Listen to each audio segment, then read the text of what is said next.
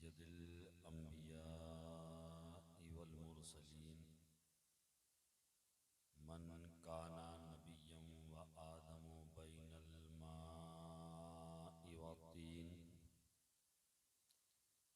सय्यदिल कौनैन इमामिल क़िबलतैन जद्दिल हसन वल हुसैन सय्यद अस्साबिरीन व अला तय्यबीन ताहिरीन व अला शैखिल इस्लाम वल मुस्लिमीन सय्यदना अब्दुल क़ादिर मुहय्यिद्दीन व अला सय्यदिल औलियाए वलील हिंद सय्यदना मुईनुद्दीन व अला सैफ रब्बानी सय्यदना नईमुद्दीन जीलानी रज़ियल्लाहु तआला अन्हुम अजमईन व अला आलिहि व अस्हाबिहि अजमईन अम्मा बअद फ़अऊज़ु बिल्लाहि मिनश शैतानिर रजीम बिस्मिल्लाहिर रहमानिर रहीम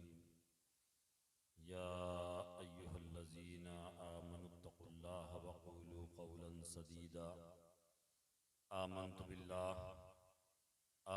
बिल्लाहि सदक़ल्लाहुल अज़ीम व सदक़ रसूलुहुन नबियुल अमीनुल मतीनुल मुईनुल करीम व नहनु अला ज़ालिका लमिनश शाहिदीन वश्शाकिरीन वल्हम्दुलिल्लाहि रब्बिल आलमीन। गौसे आज़म व मनी बेसरो सामा मददे क़िबले दी मददे काबे ईमा मददे अज़पए सदरुल अफ़ाज़िल शेख मन बदरे मुनीर कीजिए इमदाद हम सब की या गौसे आज़म दस्तगीर।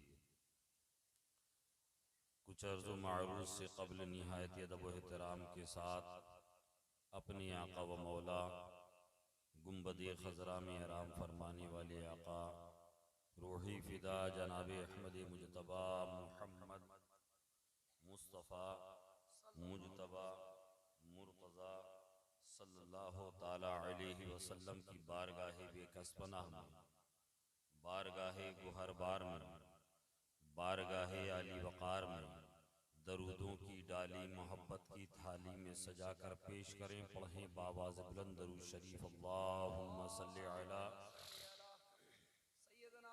सय्यिदना शफ़ीना हबीबना नबीना मौलाना मुहम्मदिन बारिक वसल्लिम सलातुन व सलामुन अलैका या रसूलुल्लाह सल्लल्लाहु तआला अलैहि वसल्लम।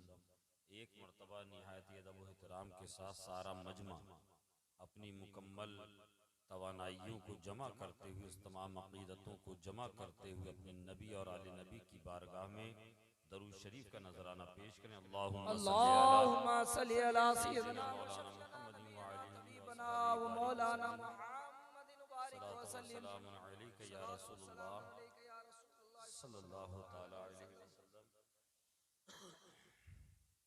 सबसे पहले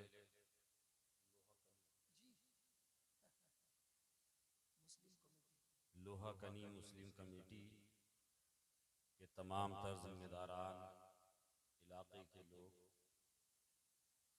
तमाम शुरका, हाज़रीन, मुबारकबाद के मुस्तहिक़ हैं।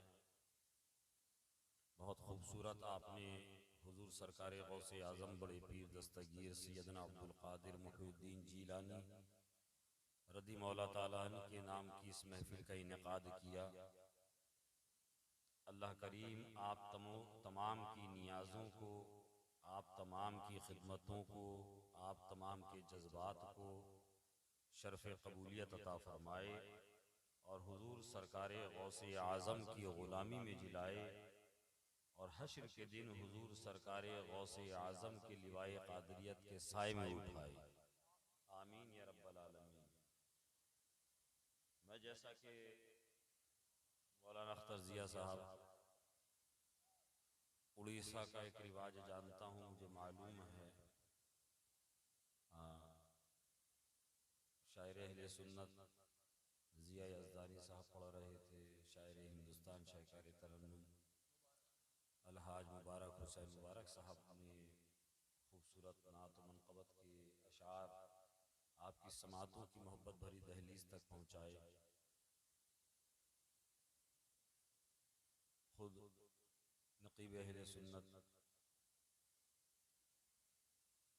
खादिम बारगाह सरकार मुजाहिद मिल्लत हज़रत अल्लामा अख्तर ज़ियाई साहब अपनी मोहब्बतों का खिराज आप तक पहुँचा रहे थे।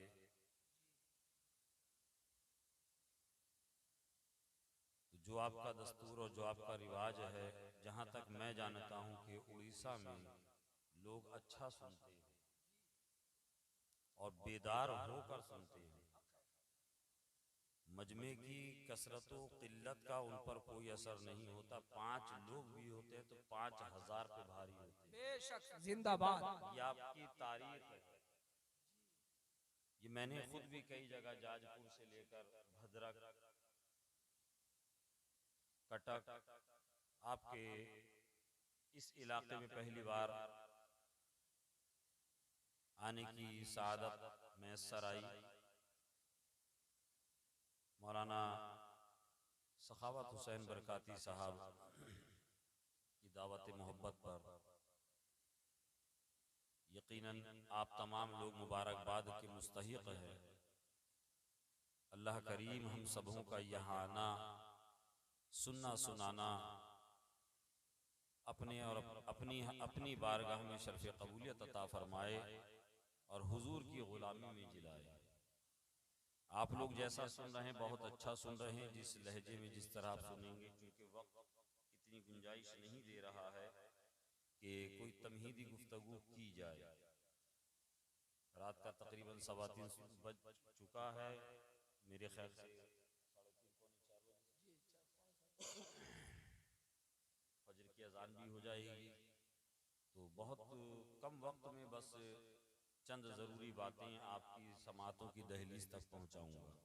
एक मर्तबा अपनी हाज़िरी और अपनी बेदारी का सबूत देते हुए अपने आका की बारगाह में दरूद शरीफ का नजराना पेश कर लें। अल्लाहुम्मा सल्ली अला सय्यिदिना शफीना हबीबना नबीना मौलाना मुहम्मदिन बारिक वसल्लिम सलातु व सलामुन अलैका या रसूलल्लाह सल्लल्लाहु तआला अलैहि वसल्लम।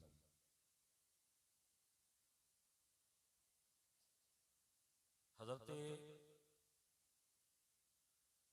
सैयदना किफ़ायत अली काफ़ी रहमतुल्लाह अलैह फरमाते हैं,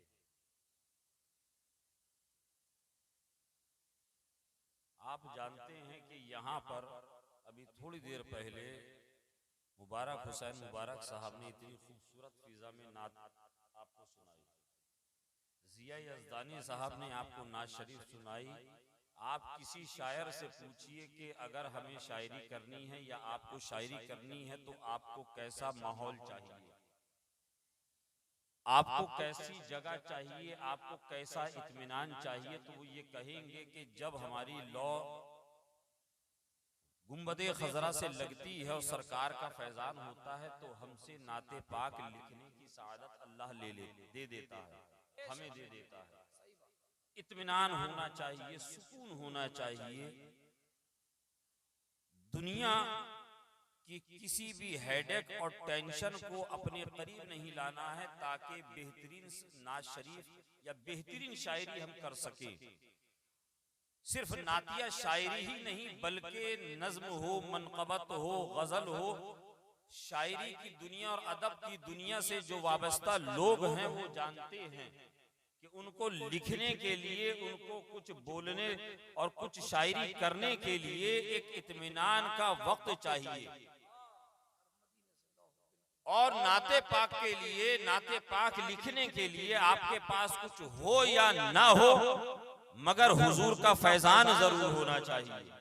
इसलिए कि जब तक रसूल पाक सल्लल्लाहु अलैहि वसल्लम का फैजान नहीं होगा आप नात नहीं लिख सकते, नात नहीं लिख सकते। मगर तारीख बताती है हजरत अल्लामा सैयद किफायत अली काफी मुरादाबादी रहमतुल्लाह अलैह मुजाहिद जंगे आजादी और शहीदे वतन जब ब्रिटिश गवर्नमेंट के खिलाफ, हुकूमत के खिलाफ आपने जिहाद का फतवा दिया, उसकी तायीद और उसका प्रचार किया, हुकूमत के खिलाफ आवाज को बुलंद किया, तो हुकूमत की जानिब से उनको सजाए मौत का हुक्म सुना दिया गया। ये आपकी तारीख बता रहा हूं मुसलमानों, अपनी तारीख को सुनो। सजाए मौत का हुक्म दे दिया अगली सुबह। और याद रखिएगा ब्रिटिश गवर्नमेंट का ये दस्तूर और ये रिवाज था कि जब कोई हुकूमत के खिलाफ आवाज उठाता था तो जेल की 4 दीवारी में उसको सजाए मौत नहीं दी जाती थी, बल्कि बीच चौराहे पर, चौक पर ले जाकर उसको तख्ते-ए-दार पर लटकाया जाता था, ताकि लोग हुकूमत के खिलाफ आवाज उठाने से बचें, लोग हुकूमत के खिलाफ बोलने से बचें, लोग हुकूमत के खिलाफ कुछ लिखने से बचें। ये मकसद था। हजरत सैयदना किफायत अली काफी मुरादाबादी रहमतुल्लाह अलैह को भी फांसी का हुक्म हो गया, और मुरादाबाद का वो जरखेज और वो तारीखी शहर, उस शहर का एक मोहल्ला है गल शहीद, उसके ईदगाह के चौराहे पर ऐलान हो गया, फला दिन मौलाना किफायत अली काफी को फांसी पर लटकाया जाएगा, सजाए मौत की हुक्म, सजाए मौत की सजा दी जाएगी, ताकि लोग जमा हो जाएं और उसको देखें और हुकूमत के खिलाफ कोई आवाज ना उठाए, कोई जबान ना खोले, कोई कलम ना चलाए, कोई तहरीक ना चलाए। लोग देख रहे हैं मेरे दोस्तों, इस मजमे के अंदर तमाम लोग मौजूद हैं, छोटे भी हैं, बड़े भी हैं, नौजवान भी हैं, मुअम्मर भी हैं, बुजुर्ग भी हैं। जरा आप में से मुझे कोई बता सकता है, अगर हम में से किसी को ये यकीन हो जाए, अगर ये यकीन हो जाए कि अब थोड़ी देर के बाद हम में से किसी का इंतकाल हो जाएगा, हम में से कोई मर जाएगा, रूह और जिस्म का कांटेक्ट टूट जाएगा, उसकी क्या कैफियत होगी, उसकी क्या हालत होगी, उसकी क्या कंडीशन होगी, जमाना जानता है, बताने की जरूरत नहीं है। हवास बाख्ता हो जाएगा, फिक्र में पड़ जाएगा, बेसाख्ता रोने लगेगा, वो मन्नतों समाजतें लोगों से करने लगेगा, मेरे हक में दुआ करो, मेरे लिए दुआ करो कि अल्लाह मुझे उम्र दराज़ी अता कर दे। आज हम बुजुर्गों के पास जाते हैं, बड़ों के पास जाते हैं, उलमा के पास जाते हैं, हजरत दुआ कीजिएगा। मकसद क्या होता है? अल्लाह हमें सेहत के साथ उम्र दराज़ी भी अता करे, हमें कस्बे हलाल भी अता करे, हमारे घर में खुशहाली भी अता करे। अपनी उम्र दराज़ी का भी तालिब होता है, मगर ये दुनिया वालों का दस्तूर है। मगर एक आशिक़ सादिक़ का नजरिया क्या है? मगर एक आशिक़ सादिक़ क्या सोचता है? सैयद किफायत अली काफी रहमतुल्लाह अलैह को सुबह तख्ते-ए-दार पे लिटाया जाएगा, तख्ते-ए-दार पे लटकाया जाएगा। रात की तन्हाई है, आका की बारगाह में दरूद और सलाम के नजराने पेश कर रहे हैं। तारीख बताती है जेल के अंदर जो लोग मौजूद थे, जेलर से लेकर कैदियों तक, जिन्होंने चश्मदीदी देखा है, वो कहते हैं हमने किफायत अली को देखा, पूरी रात बड़ा इत्मीनान के साथ है, सुबह में फांसी है। हमने दूसरे कैदियों को देखा, गुमसुम हो जाते थे, मेंटली डिसऑर्डर हो जाया करते थे। हमने देखा हवास बाख्ता हो जाया करते थे, उनका दिमागी तवाजुन खो जाया करता था, जारो कतार रोते थे, जेलर की मन्नतों समाजत करते थे, पुलिस वालों की मन्नतों समाजत करते थे, हुकूमत से मन्नतों समाजत करते नजर आते थे। मगर हमने किफायत अली काफी को देखा है, रात की तन्हाई है, मुसल्ला बिछा हुआ है, काबे की तरफ मुंह है, रब के हुजूर अल्लाह कहिए सुभान अल्लाह, ये सुभान अल्लाह, अल्लाहु अकबर। नमाज पढ़ रहे हैं, सलाम फेरा, सरकार की बारगाह में दरूद और सलाम के नजराने पेश किया, सुभान अल्लाह, दरूद और सलाम पेश किया, नमाज अपनी पेशानी को अपने रब के हुजूर झुका रहे हैं। जानते हैं अब ये मौका नहीं मिलेगा, जी भर के सजदों का मजा ले लिया जाए, जी भर के ये आखिरी रात को गवाह बना लिया जाए, ताकि कयामत के दिन खुदा की बारगाह में ये रात गवाही दे। मौला तूने इरशाद फरमाया था कि हम दुनिया में हम हर नेकी और हर बदी का बदला देंगे, छोटी से छोटी नेकी का भी तुम्हें बदला देंगे। ये रातें गवाही देंगी। ये जो आज आप जाग रहे हैं ये रात गवाही देगी। ये जमीन का खित्ता गवाही देगा। ऐ मौला, लोहा कनी के मुस्लिम कमेटी के नौजवानों ने, मुसलमानों ने जो रात भर जागा था, किसी और की वजह से नहीं जागा था, तेरे महबूब के जिक्र की वजह से जागा था। मौला तेरे महबूब के जिक्र की वजह से ये जाग रहे थे, तेरा जिक्र कर रहे थे, तेरी पाकी बयान कर रहे थे।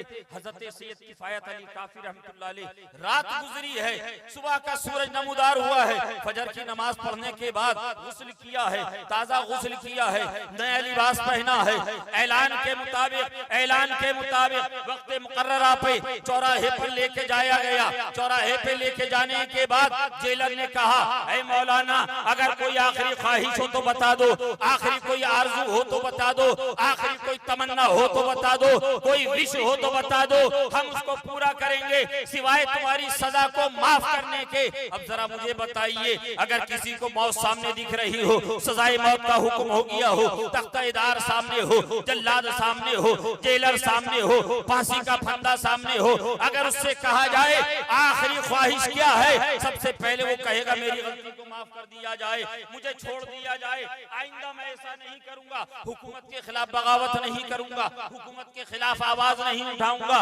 मगर मुसलमानों, ये कोई और नहीं बल्कि रसूल पाक सल्लल्लाहु अलैहि वसल्लम के शहजादे हैं, हजरत सैयदना किफायत अली काफी। अपने अकाबिरीन की तारीख को पढ़ो तो पता चलेगा। हजरत सैयदना किफायत अली काफी मुरादाबादी रहमतुल्लाह अलैह फरमाते हैं, ऐ जेलर, ऐ हुकूमत के सरबरा, ऐ हुकूमत के नुमाइंदे, तुम मुझसे पूछ रहा है, तुम मुझसे जानना चाहता है तेरी आखिरी ख्वाहिश क्या है, किफायत अली की आखिरी ख्वाहिश क्या है। सुनो, कान खोल कर सुन लो। किफायत अली तख्तेदार पे लटकने जा रहा है, मौत के फंदे को छूने जा रहा है, अपने मुल्क की दिफा और हिफाजत के लिए अपनी जान का नजराना देने जा रहा है, रब की रबूबियत का ऐलान करते हुए जा रहा है, आका की नबूवत का ऐलान करते हुए जा रहा है, अपने अकीद और ईमान को बचा कर जा रहा है, हुकूमत की चापलूसी करके नहीं जा रहा है। अगर मेरी आखिरी ख्वाहिश पूछना चाहते हो, न मैं घर वालों से मिलने की ख्वाहिश का इजहार करूंगा, न बाल बच्चों की सूरत देखने का इजहार करूंगा,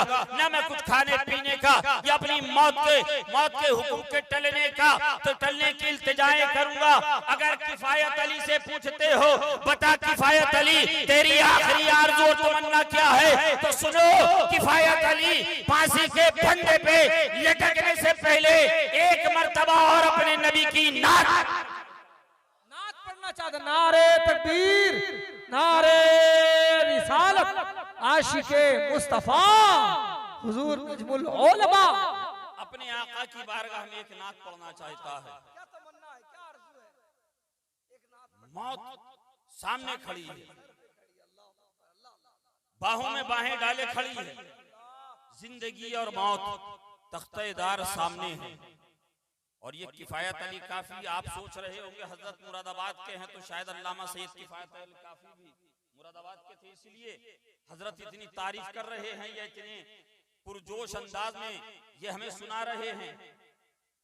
मगर सुनो, मैंने ये बाद में जाना है कि वो मुरादाबाद के थे, हकीकत बता रहा हूं, मैंने ये बाद में जाना है, मैंने ये पहले पढ़ा है उनके बारे में, अल्लामा सैयद किफायत अली काफी रहमतुल्लाह अलैह के बारे में। ये कोई और कहता मौलाना अख्तर दिया साहब तो शायद मैं नजरअंदाज कर देता या फिर इसको साइड करके निकल जाता, मगर ये किसी और ने नहीं बल्कि हमारे और आपके इमाम ने कहा है। कहिए सुभान अल्लाह। आला हजरत फाजिले बरेलवी रहमतुल्लाह अलैह क्या कहते हैं उनके बारे में। आला हजरत ने अल्लामा सैयद किफायत अली काफी और एक बात यहाँ अख्तर ज़ियाई साहब मौजूद हैं, आला हजरत फाजिल बरेलवी रहमतुल्लाह अलैह के बारे में बहुत मशहूर है कि जल्दी आला हजरत किसी की लिखी हुई नातिया शायरी को नहीं सुनते थे सिवाय दो लोगों के। उनमें पहला नाम अल्लामा सैयद किफायत अली काफी मुरादाबादी रहमतुल्लाह अलैह का, और दूसरा नाम आपके आला हजरत के छोटे भाई उस्ताद ज़मान हजरत अल्लामा हसन अलैहि रहमतुल्लाह का है। आला हजरत अल्लामा सैयद किफायत अली काफिर मुरादाबादी रहमतुल्लाह अलैह के बारे में क्या कहते हैं, जिनके नातिया शायरी को हम सुनते हैं और हमारे शोरा भी कहते हैं, आप भी कहते हैं कि ये कलामुल इमाम पढ़ा। इमामुल कलाम, कलामुल इमाम, इमाम का कलाम है और कलामों का इमाम है। पिछली 2 सदियों पर मुश्तमिल, पिछली 2 सदियों पर उर्दू शायरी जो कुछ लिखी गई है, उर्दू शायरी जो कुछ की गई है, उन तमाम के सरताज और बेताज बादशाह का नाम इमाम अहमद रजा खान। आला हजरत किफायत अली काफी मुरादाबादी रहमतुल्लाह अलैह के बारे में कहते हैं, काफी हैं बादशाहे नात गोयाने रजा। काफी है, काफी है बादशाहे नात गोयाने रजा, और इंशाअल्लाह मैं वजीर आज़म। सल्तनते नातिया शायरी का, नातिया शायरी की अगर सल्तनत कायम की जाए और उसका अगर किसी को बादशाह बनाया जाए, तो ये वक्त का इमाम कह रहा है, हमारा आपका मुजद्दिद कह रहा है, हमारा आपका इमाम कह रहा है कि अल्लाह किफायत अली काफी उसमें अगर बादशाह की हैसियत रखते हैं तो अहमद रजा वजीर की हैसियत रखता है। वो किफायत अली काफी क्या कहते हैं कि कोई गुल बाकी रहेगा ना चमन रह जाएगा, कोई गुल बाकी रहेगा ना चमन रह जाएगा, पर रसूल अल्लाह का दीने हसन रह जाएगा, पर रसूल अल्लाह का। आप इस शेर को याद कर लीजिए, ये शेर हर किसी को आज भी जमाना याद करना बेहद जरूरी है, इसलिए कि आज आप जान रहे हैं ना हर जगह क्या चल रहा है, सोशल मीडिया से लेकर इलेक्ट्रॉनिक मीडिया तक, सड़कों से लेकर हाउस तक क्या चल रहा है, इस्लाम मुसलमान। इसलिए आप इस शेर को सुनिए मत, बल्कि दिल के नेहा खानों पे, दिल की तख्ती पर लिख लीजिए, बहुत अच्छा पैसा को याद कर लीजिए, और जब भी कुछ ऐसा देखे तो ये जरूर पढ़िएगा कि कोई गुल बाकी रहेगा ना चमन रह जाएगा, पर रसूल अल्लाह का दीने हसन रह जाएगा, और रेशमो कम ख्वाब की पोशाक पे नाजा न हो, रेशमो कम ख्वाब की पोशाक पे नाजा न हो, इस तने बेजान पे खाकी कफन रह जाएगा, इस तने बेजान पे खाकी कफन रह जाएगा। और अल्लामा किफायत अली मक्ते में कहते हैं कि सब फना हो जाएंगे, सब फना हो जाएंगे, काफी वो लेकिन हश्र तक, सब फना हो जाएंगे, काफी वो लेकिन हश्र तक। अरे नाते हजरत का जबानों पर सुखन रह जाएगा, नाते हजरत का जबानों पर सुखन रह जाएगा, कोई गुल बाकी रहेगा ना चमन रह जाएगा, पर रसूल अल्लाह का दीने हसन रह जाएगा। हजरात, मैंने जिस आयत करीमा की तिलावत का शर्फ हासिल किया, परवरदिगार आलम इरशाद फरमाता है, या अय्युहल्लज़ीना, ऐ ईमान वालों, या अय्युहल्लज़ीना आमनुत्तकुल्लाह वक़ूलू क़ौलन सदीदा, ऐ ईमान वालों अल्लाह से डरो, और जब भी कलाम करो, गुफ्तगू करो, बातचीत करो, सच्ची सुथरी बात करो, सीधी सीधी बात करो, लगी लिपटी हुई गुफ्तगू कलाम ना करो। ये ऐसी आयत करीमा है कि जब भी आप किसी की निकाह की तकरीब में कम से कम आप जाते हैं तो वहां जरूर सुनते हैं, ऐ ईमान वालों अल्लाह से डरो, और जब भी कलाम करो, गुफ्तगू करो, सीधी सीधी सच्ची बात करो। ऐ मुसलमानों, अल्लाह तबारक व तआला हमें अल्लाह से, अपने आप से डरने का, रब से डरने का हुक्म दे रहा और कह रहा है कि सीधी सीधी गुफ्तगू करो, कलाम करो। आज हम अगर अपना एज ए मुस्लिम जायजा ले, अगर हम अपना मुहासबा करें कि हम मुसलमान होकर हम रसूल पाक सल्लल्लाहु ताला अलैहि वसल्लम कलमा पढ़कर रसूल पाक सल्लल्लाहु ताला अलैहि वसल्लम की दी हुई शरीयत को पर चलकर इस जबान का कैसा इस्तेमाल कर रहे हैं और हमें इसको कैसा इस्तेमाल करना चाहिए, इसका कैसा इस्तेमाल करना चाहिए। आज जो हमारे पीछे सबसे बड़ी मुसीबतों की वजह है वो ये जबान है। समझ रहे हैं आप? हमारे साथ जो इस कदर मुश्किलात का जो दौर या उस दौर से इस दौर से जो हम गुजर रहे हैं, इसकी सबसे बड़ी वजह अगर कुछ है तो उनमें एक हमारी जबान भी है। मैं भी आपको इंशाअल्लाह समझाऊंगा बहुत तेजी के साथ, मगर इस जबान और इस जबान की अहमियत का अंदाजा और इसकी अहमियत और इस जबान से हक और सच बोलने की अहमियत का अंदाजा अभी आपको कराऊंगा। जरा 1400 साल पहले तारीख का मुताला कीजिए। मेरे आका रसूल पाक सल्लल्लाहु ताला अलैहि वसल्लम ने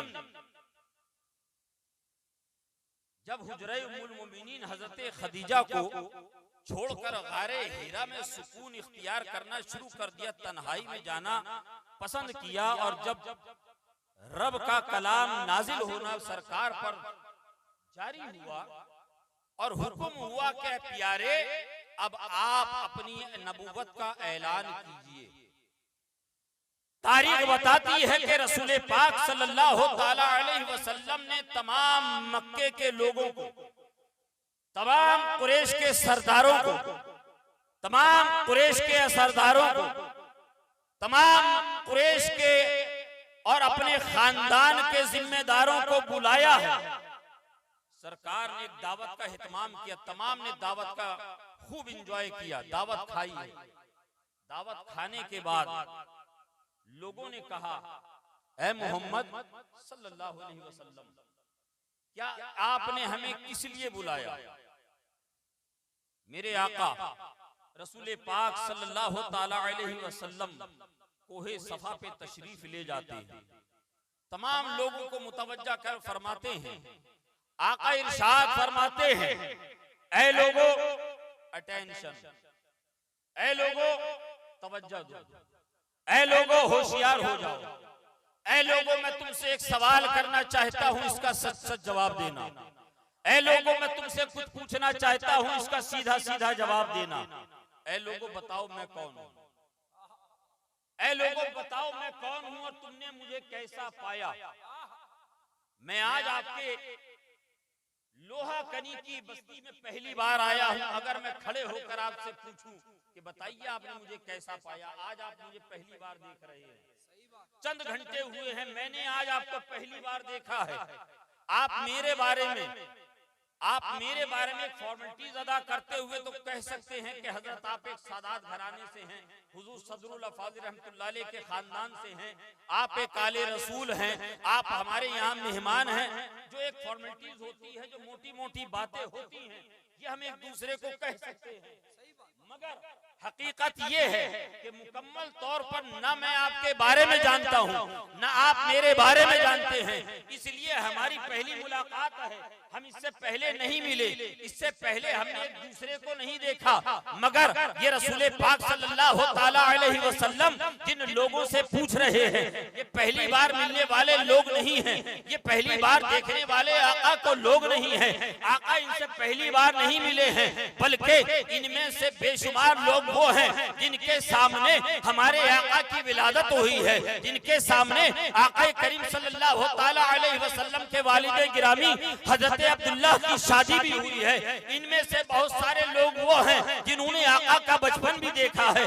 इनमें बहुत सारे लोग वो हैं जिन्होंने आका की जवानी भी देखी है, इनमें बेशुमार लोग वो हैं जिन्होंने बचपन से लेकर 40 साल की उम्र शरीफ तक आका को मुलाहिजा फरमाया है।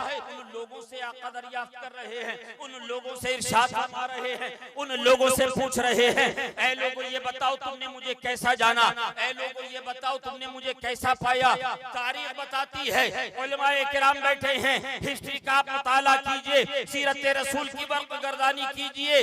तमाम मक्के के लोगों ने एक बैक जबान होकर फरमाया था, एक बैक जबान होकर एक लहजे में कहा था, ऐ मोहम्मद इब्ने अब्दुल्ला, हमने आपको सादिकुल अमीन पाया है, हमने आपको सच्चा पाया है, हमने आपको दयानतदार पाया है, हमने आपको अमानतदार पाया है, हमने आपकी जबान से कभी कभी किसी को गलत बात कहते नहीं सुना, किसी को ताना देते नहीं सुना, किसी को गाली देते नहीं सुना, किसी के सामने झूठ बोलते नहीं सुना, किसी को बुरा भला कहते नहीं सुना। ये कौन कह रहा है? ये कौन गवाही दे रहा है? ये कौन बोल रहा है? जिन्होंने 40 साल हुजूर की जिंदगी पाक को देखा है, जिनके दरमियान रसूल पाक सल्लल्लाहु ताला अलैहि वसल्लम ने बचपन से लेकर जवानी और जवानी से लेकर ऐलान नबूवत तक का वक्त गुजारा है, उन लोगों के दरमियान सरकार ने सवाल किया। तमाम लोगों ने जब एक बैक जबान होकर कहा तो सरकार ने अपने आखिरी नबी होने का रब की रबूबियत का ऐलान किया, रब की रबूबियत का ऐलान किया।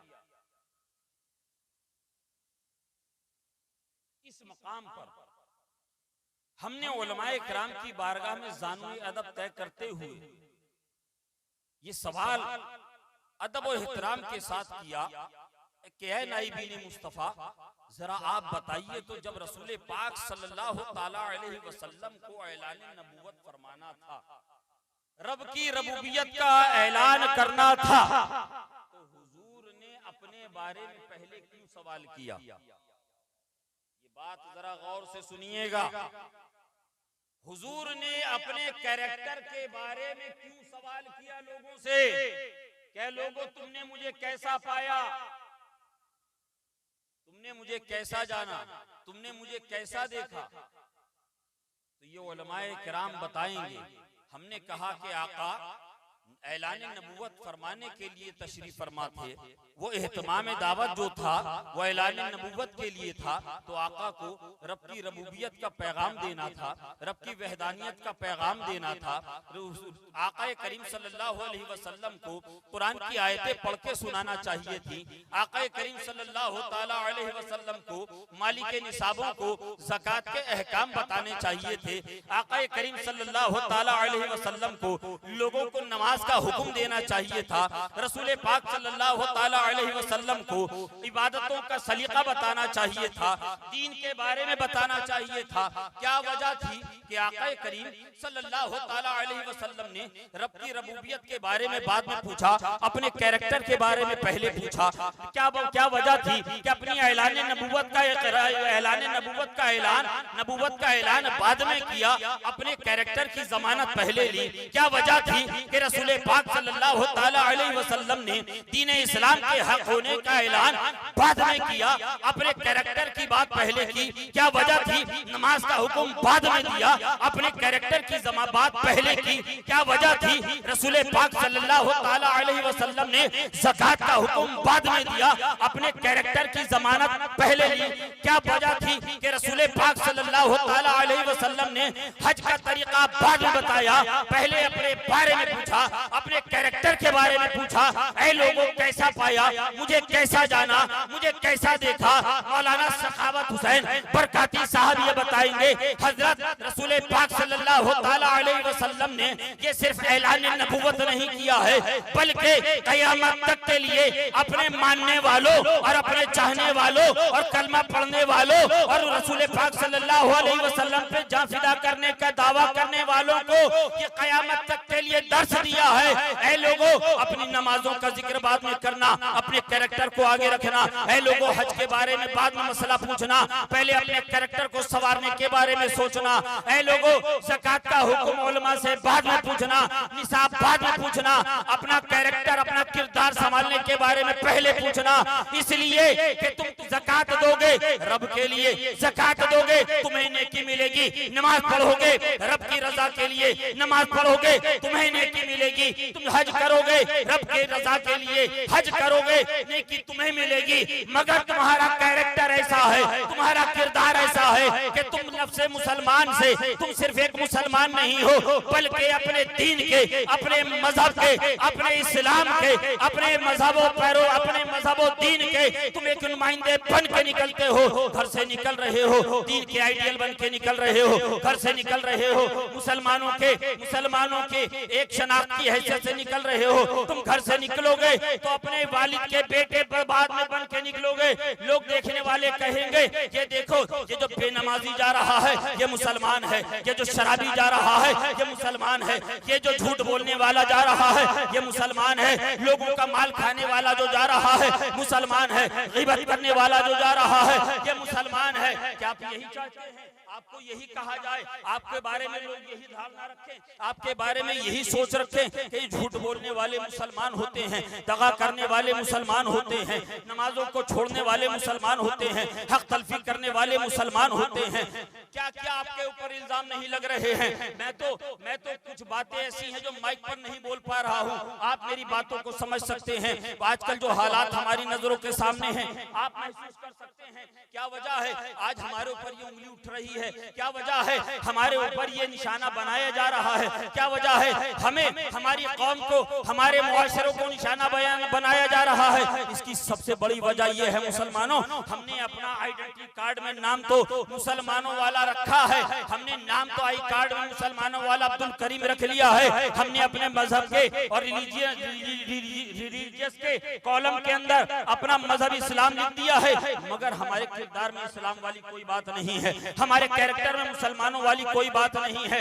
हमें जहां देखिए बदकारी करते हुए चौराहों पे चले जाइए, रातों को जागते हुए मुसलमान मिल जाएंगे, चाय के होटलों पे चले जाइए नौजवान मुसलमान मिल जाएंगे, शराब खानों में चले जाइए बेशुमार मुसलमान मिल जाएंगे जिनके मजहब में शराब हराम है, जिनके मजहब में गैर महरम पर एक नजर अचानक पड़ जाए तो उसके बाद देखना उसके लिए हराम है, उसके लिए हराम करार दे दिया गया है, जिसके लिए चुगली करना उसके सगे भाई के, मुर्दा सगे भाई के गोश्त खाने के बराबर का हुक्म दे दिया गया है। इतना जानने के बाद, इतना सुनने के बाद भी अगर मुसलमान नहीं सुन रहा है, अगर मुसलमान नहीं संभल रहा है, अपने कैरेक्टर को नहीं संवार रहा है, अपने किरदार को नहीं संवार रहा है, रसूल पाक सल्लल्लाहु ताला अलैहि वसल्लम की सुन्नतों के साचे में अपने आप को अगर नहीं ढाल रहा है तो यकीन जानिए ये जमीन तुम्हारे लिए तंग कर दी जाएगी, ये आसमान तुम्हारे लिए तंग कर दिया जाएगा। तुम जिस तरफ जाओगे वहां मारे जाओगे, जिधर जाओगे धुतकार दिए जाओगे, जिधर जाओगे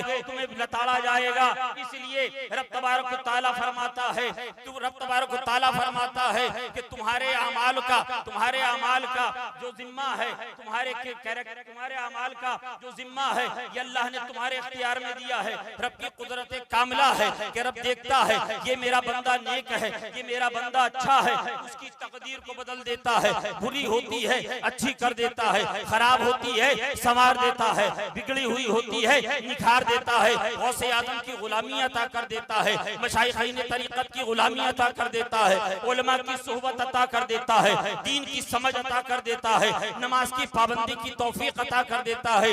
आप मस्जिदों में नहीं जाते हैं, आप नमाज नहीं पढ़ते हैं, इस्लामी तहजीब और तमद्दुन के सांचे में अपनी जिंदगी नहीं गुजारते हैं, अपने घर के माहौल को इस्लामी माहौल नहीं बनाते हैं, तो आप ये मत सोचिएगा आप तरक्की याफ्ता हो गए, आप अप टू डेट हो गए, बल्कि घुटनों में सर दबाकर रोकर ये अर्ज कीजिएगा मौला हमसे ऐसी कौन सी गलती हो गई, हमसे ऐसी कौन सी खता हो गई, तूने हमसे सजदों की तौफीक छीन ली। ऐ मौला हमने कौन सी ऐसी खता कर दी जो तूने हमें मस्जिदों में जाने से रोक दिया। ऐ मुसलमानों ये सजदों की तौफीक कोई किसी और के इख्तियार में नहीं, रब के इख्तियार में है, और अल्लाह जिससे छीन लेता है फिर उसको सजदों की तौफीक कोई नहीं अता करता है।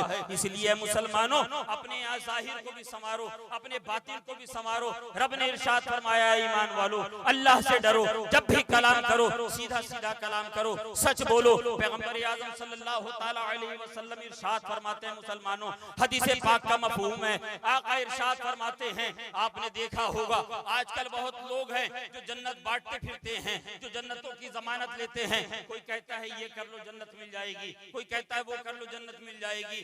आजकल तो ऐसी नौबत आ गई है बरकाती साहब, मुझसे ज्यादा हिंदुस्तान का दौरा अल्हम्दुलिल्लाह और गैर मुल्की दौरा आप करते हैं, यहाँ तक नौबत आ गई है अब तो लोग ये कहने लग गए हैं और उनके बाकायदा एजेंट घूमते हैं कि नमाज भी ना पढ़ो जन्नत हम दिलवा देंगे।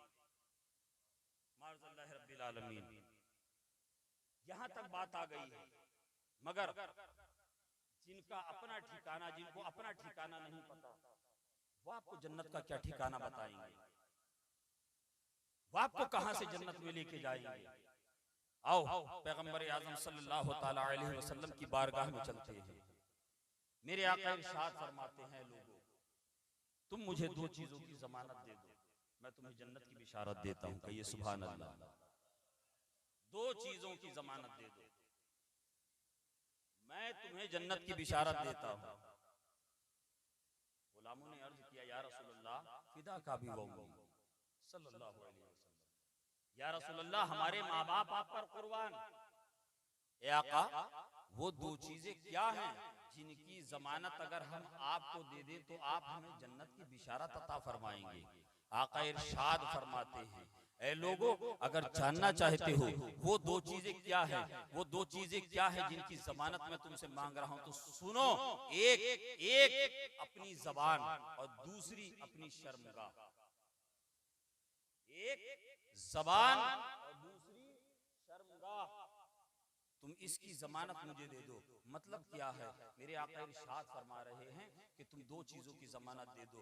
गोया आका यूं इरशाद फरमा रहे हैं, तुम अपनी जबान से कभी किसी को बुरा भला ना कहो, जब भी इसको हरकत दो सच बोलो, जब भी इसको हरकत दो अल्लाह की पाकी बयान करो, जब भी इसको हरकत दो रब की हम्दो सना बयान करो, जब भी हरकत दो। ये जबान हमें इसलिए नहीं दी गई है हम लोगों की बुराइयां करते फिरे, ये जबान हमें इसलिए नहीं दी गई है हम लोगों को ऑल फॉल बोलते फिरे, ये जबान हमें इसलिए नहीं दी गई है हम अपने भाई की चुगली करते फिरे, ये जबान हमें इसलिए नहीं दी गई है हम जाकर इससे झूठी गवाही देते फिरे, ये जबान इसलिए नहीं दी गई है कि हम इससे जाकर किसी को नाजेबा और नाजायज जुमले और अल्फाज अदा कर सके। ये जबान हमें दी गई है कुरान की तिलावत के लिए दी गई है, ये जबान हमें दी गई है रब की रबूबियत के इकरार के लिए दी गई है, ये जबान हमें दी गई है रब की हम्दो सना बयान करने के लिए दी गई है, ये नात दी, ये जबान दी गई है हमें सरकार की नात पढ़ने के लिए दी गई है, ये जबान हमें दी गई है सरकार की बारगाह में दरूद और सलाम पेश करने के लिए दी गई है। ऐ मुसलमानों जरा अंदाजा करो, जरा गौर तो करो, अपना मुहासबा तो करो। आज आप खबरें देख रहे हैं, आज हमारे यहाँ हमारे बच्चों को मुर्तद बनाने की कोशिश की जा रही है, हमारी बच्चियों को मुर्तद बनाने की कोशिश की जा रही है। आप क्या सोच रहे हैं? ये बड़ी बड़ी तहरीक और तंजीमें मिलकर मुनज़्ज़म तरीके से कर रही हैं, इसलिए कामयाब हैं। आप बड़ी कलील तादाद में हैं, इसलिए कमजोर हैं, इसलिए आपका बस नहीं चल रहा है। नहीं, ऐसी बात नहीं है। वो मुनज़्ज़म तरीके से अगरचे कर रही हैं तो वो करती रहें, वो कर रही हैं। आज नया नहीं कर रही हैं, पिछले 50-60 साल से लगी हुई हैं, आज कोई नया नहीं कर रही हैं। अगर ये जो अपने वो मकसद में कामयाब हो रहे हैं तो इसमें उनकी मेहनतों का सिला नहीं है बल्कि हमारी कोताहियां उसके लिए वजह है। हमें अपनी कोताहियों को ढूंढना पड़ेगा। हमने अपने घरों का माहौल बिगाड़ लिया, हमारे घर में कोई भी आता है चला जाता है, हमारे घर में हमारे बच्चे किससे मिल रहे हैं, स्कूल कॉलेज के टाइम पर किससे मिल रहे हैं, फोन पर किससे व्हाट्सएप पर चैट कर रहे हैं, फोन पर किससे फ्रेंड रिक्वेस्ट फेसबुक पर भेज रहे हैं, किससे ट्विटर हैंडल के जरिए से दोस्तियां बढ़ा रहे हैं, किससे सोशल मीडिया के ऊपर जुड़े हुए हैं। कभी आपने गौर किया है? आपने ये सोचा हम तो पढ़े लिखे हैं नहीं, हम गैरेज में पढ़ने वाले, हम तो गैरेज में काम करके बुढ़ापे की दहलीज तक आ रहे हैं, हमारे बच्चे कॉलेज तक पहुंच गए हैं, ये पढ़ रहे हैं, ये आला दिमाग रखते हैं, ये तालीम याफ्ता बच्चे हैं, ये अपना अच्छा बुरा समझ सकते हैं। यही आपने भूल कर दी, यही आप धोखा खा गए। इसलिए वो बच्चे हैं, आप उनको बच्चा भी कह रहे हैं और आप उनको खुद मुख्तार भी बना रहे हैं, आप उनको बच्चा भी कह रहे हैं और आप उनको अपनी जिंदगी का फैसला लेने के लिए भी कह रहे हैं। या तो उनको बच्चा मत कहिए या फिर उनको फैसला मत लेने दीजिए। अगर बच्चा कहिए तो गार्जियन बन के फैसले आप लीजिए, और अगर उसको आप होशियार मान रहे हैं तो उसको फैसला उसको फिर बच्चा मत कहिए। इसलिए कि जब कहीं बात उलमा करते हैं, आप कहते हैं हजरत अभी बच्चा है, अभी 20-22 साल की 23 साल की उम्र है, समझ जाएगा, 25 साल की उम्र है, समझ जाएगा, कॉलेज में पढ़ने वाला है, समझ जाएगा। मगर ये आपका कहना, ये दाएं बाएं करके इमाम साहब, मौलाना साहब, हजरत के पास से गुजर जाना, जिम्मेदारों के पास से गुजर जाना, ये आपके और आपके आने वाली नस्लों के हक में बुरा है। अगर आप फिल फौर उस पर एक्शन ले लेते, हिम्मतन गोश हो जाते, फौरन मुतवज्जा हो जाते, उसकी हरकत और सुकनात के ऊपर, उसकी एक्टिविटीज के ऊपर ख्याल करते, शायद वो गुनाह की दलदल से बच जाता, शायद वो मुर्तद होने से बच जाता, शायद वो उस खाई में जहन्नम की जाने से बच जाता। इसलिए मुसलमानों, दूसरे को कहने से पहले, एक उंगली दूसरे पे उठाने से पहले गौर कर लेना, तुम्हारे हाथ की 3 उंगलियां तुम्हारे ऊपर हैं, तुम्हारे हाथ की 3 उंगलियां तुम्हारी जानिब हैं। इसलिए दूसरे को बाद में कहिएगा, अपने घर का माहौल सुधारिए, बच्चों को स्कूल कॉलेज की तालीम दीजिए, आप डॉक्टर बनाइए, इंजीनियर बनाइए। इसलिए हमारे मुल्क को भी जरूरत है, हमारे मजहब को भी जरूरत है कि हमारे बच्चे भी इंजीनियर बने, हमारे बच्चे भी डॉक्टर बने, हमारे बच्चे भी IAS IPS बने, हमारे बच्चे भी IAS बने, हमारे बच्चे भी MBA करें, हमारे बच्चे भी हवाई जहाज उड़ाएं। हमारा मुल्क भी ये चाहता है, हमारे लोग भी ये चाहते हैं। मगर इसके लिए जरूरी है जब बच्चों को स्कूल भेजें, मोहल्ले के मकतब जरूर भेजें, बचपन से उसको तालीम ऐसी दें, घर का माहौल इस्लामी करें, खुद भी बच्चों के सामने किसी को बुरा भला ना कहें, अपनी जबान से गलत लफ्जों का इस्तेमाल ना करें, मोबाइल के जरिए गाने बजाने की वीडियो ना देखें, ना चलने दें। अगर मोबाइल देखना है नाज शरीफ सुनिए, अगर मोबाइल देखना है उलमाए अहले सुन्नत के बयानात और तकरीरों को सुनिए। वो छोटे छोटे बच्चे अगर ये देखेंगे, उनके जहन जो कच्चे हैं वो उलमा की मोहब्बत में माइल होंगे, उलमा की तरफ माइल होंगे, दीन से मोहब्बत होगी, आका से मोहब्बत होगी, अकाबिरीन से मोहब्बत होगी। जब उनको अकाबिरीन से मोहब्बत होगी, उलमा से मोहब्बत होगी, जब वो इस माहौल में परवान चढ़ेंगे, अब आप उनको स्कूल से कॉलेज भेज दीजिए, कॉलेज से यूनिवर्सिटी भेज दीजिए, यूनिवर्सिटी से ऑक्सफोर्ड भेज दीजिए, दुनिया के जिस खित्ते में भेजिएगा वो जहां जाएगा वो जानता है, मैं डॉक्टर IAS PAS बाद में बनूंगा, मैं पहले मुसलमान हूँ, मैं कुछ भी बाद में बनूंगा, पहले मैं अपने दीन का नुमाइंदा हूँ, मैं अपने मुल्क का नुमाइंदा बनूंगा या नहीं बनूंगा, ये तो क्वालिफिकेशन मेरी बताएगी, ये तो मेरा एग्जाम बताएगा, मैं पास होऊंगा या फेल होऊंगा। मगर मुझे रब तबारक व तआला ने ये एजाज अता कर दिया है, जब से मैंने शऊर संभाला है, जब से मैं होशियार हुआ हूँ, मैं किसी का आइडियल बनूं या न बनूं, अपने मजहब का, अपने मजहब और दीन का मैं पैरोकार जब से बना हूँ, तब से लोगों के लिए आइडियल बनने के लिए मुझे खुली हुई चुनौती दी गई है, मुझे ये मौका दिया गया है, मैं अपने कैरेक्टर को ऐसा बना लूं, अपने किरदार को ऐसा बना लूं, अपने जाहिर को ऐसा बना लूं, अपने बातिन को बना लूं कि ताकि मेरे कुलीग देखें, मेरे ऑफिस के लोग देखें, मेरे कॉलेज के दोस्त देखें, मेरे अपने हमसाए मुझे देखें, अगरचे वो गैर मुस्लिम हो, अगरचे वो दूसरे मजहब को मानने वाले हो, अगरचे वो दूसरे दीनों को मानने वाले हो, वो ये कहें कि देखो अगर मुसलमान हो तो ऐसा मुसलमान होना चाहिए जिसको देखकर लगता है कि रसूल पाक सल्लल्लाहु तआला अलैहि वसल्लम का गुलाम आ रहा है, मदीने वाले का गुलाम आ रहा है, गौसे आजम का शहदाई आ रहा है, जिसका चेहरा भी नूरानी है, जिसका लिबास भी इस्लामी है,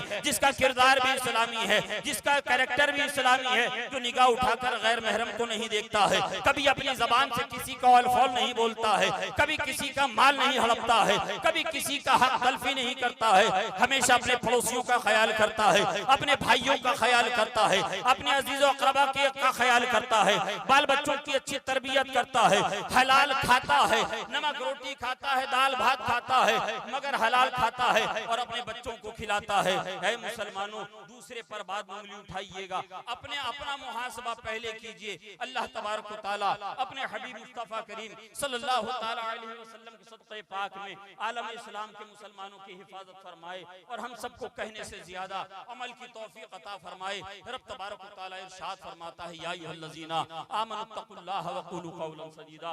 ऐ मुसलमानों, ऐ ईमान वालों, अल्लाह से डरो, जब भी कलाम करो, गुफ्तगू करो, बातचीत करो, सीधी सीधी करो, सच्ची करो, साफ सुथरी करो। अल्लाह तबारक व तआला हमारी खताओं को माफ फरमाए। आमीन। अस्तगफिरुल्लाह रब्बी मिन कुल्ली ज़ंबि व अतूबु इलैहि व आखिरु दावाना अनिल हम्दुलिल्लाहि रब्बिल आलमीन। अस्सलाम।